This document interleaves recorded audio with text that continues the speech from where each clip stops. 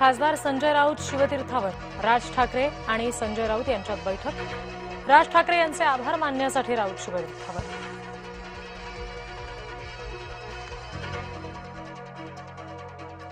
सुप्रिया सुळे यांची फडणवीसांसह केंद्र सरकारवर टीका। मुख्यमंत्र्यांवर दिल्लीतून दबाव असेल, सुप्रिया सुळे यांचं वक्तव्य।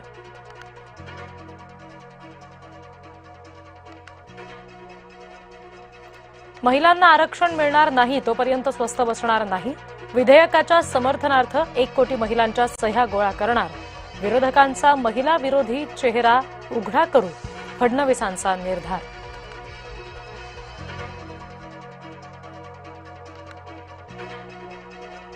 काँग्रेसची अर्बन नक्षलवादी मानसिकता। पत्रकार परिषदेमधून मुख्यमंत्री देवेंद्र फडणवीस यांचा हल्लाबोल। राहुल गांधी यांच्यावर सुद्धा साधला निशाणा।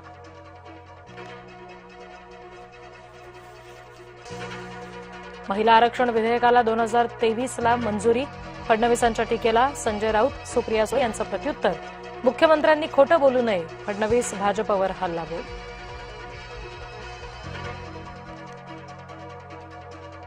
पोटनिवडणुकांसाठी मुख्यमंत्री फडणवीस प्रचाराच्या मैदानात। बारामती आणि राहुरीत आज आणि उद्या जाहीर सभा घेणार। पार्थ पवार यांनी केली सभास्थळाची पाहणी। उद्या सुनेत्रा पवार यांची सांगता सभा होणार।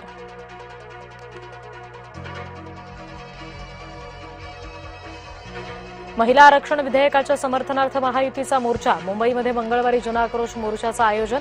मुख्यमंत्र्यांसह महायुतीचे प्रमुख नेते उपस्थित राहणार।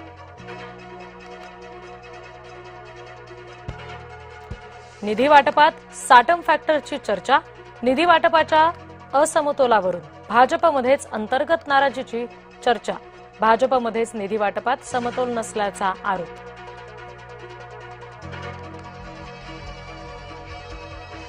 नागपूरमधल्या एनजीओमध्ये हिंदू तरुणींवर इस्लामी रूढी पाळण्यासाठी दबाव। एनजीओ संचालक रियाज काझीनं इस्लामी परंपरांसाठी दबाव आणल्याचा आरोप।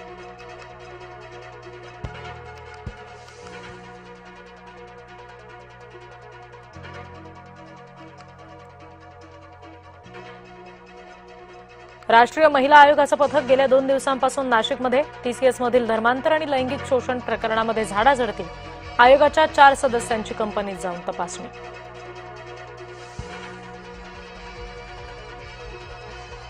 परतवाडा प्रकरणातील आरोपी अयानच्या लक्झरी लाईफस्टाईलचे व्हिडिओ समोर।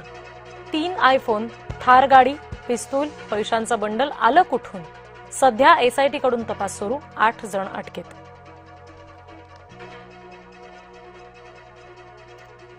मुंबईकरांवर पाणी कपातीचं संकट। मुंबईच्या 7 धरणांमधील पाणीसाठा आलाय 32%.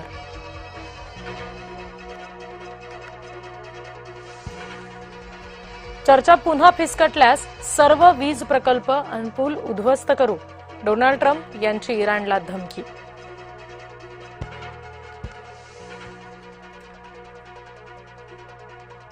अमेरिका आणि इराणमधली शस्त्रसंधी धोक्यात। हॉर्मुझमध्ये अमेरिकेकडून इराणचं जहाज जप्त।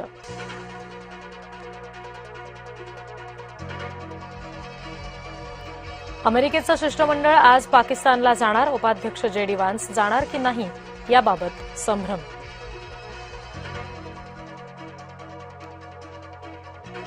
जम्मूमध्ये अपघातात 15 जणांचा मृत्यू। भरधाव बसचा टायर फुटून चालकाचं नियंत्रण सुटलं। बस 100 फूट दरीत कोसळली।